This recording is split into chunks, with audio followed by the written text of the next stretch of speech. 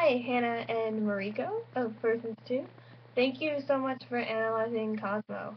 It's there's so much wrong, and yeah, I just have a couple of comments on the video you made, some thoughts that I have that I think are important to mention.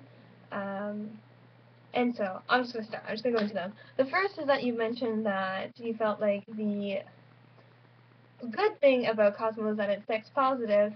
I would challenge you on this because I think that Cosmo isn't sex positive because it doesn't encourage and promote an acceptance of all types of sex. I think that it very much fits into a heterosexist patriarchal idea of what relationships should be like and what the sex should be in that context.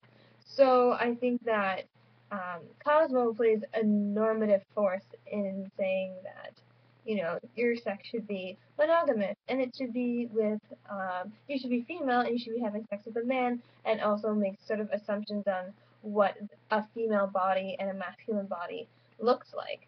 And so for me, that's not sex positive because it's um, encouraging some people to have some types of sex. So I would say more that Cosmo actually does a better job policing the type of sex you should be having as opposed to encouraging you to be having healthy sexual relationships. Another thing I want to touch on is the idea of queer couples and ads and whether or not this is good. I think I'm just doing this off the top of my head, so I don't have sources for these things, but I know that CBC Radio did a discussion, especially looking at alcohol advertisements and queer couples, and a big sort of connection between these things was that there was a recession in the 80s, and what was a way for them to ensure that companies would still make money is appear to the wealthy queer community.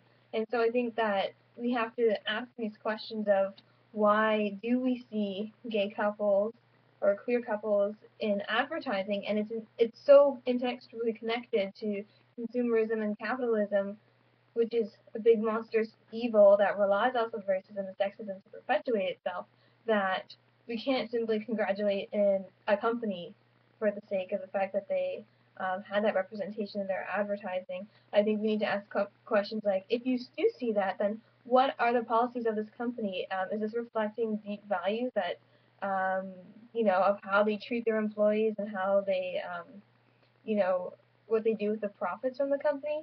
Because if it's just superficial and for the sake of appealing to the community in order to profit off of them, I think that that's really problematic. And yes, so summing things up, not really sex positive, and if something doesn't challenge capitalism and is upholding the status quo, it's inherently colonial, and we really need to ask questions about that.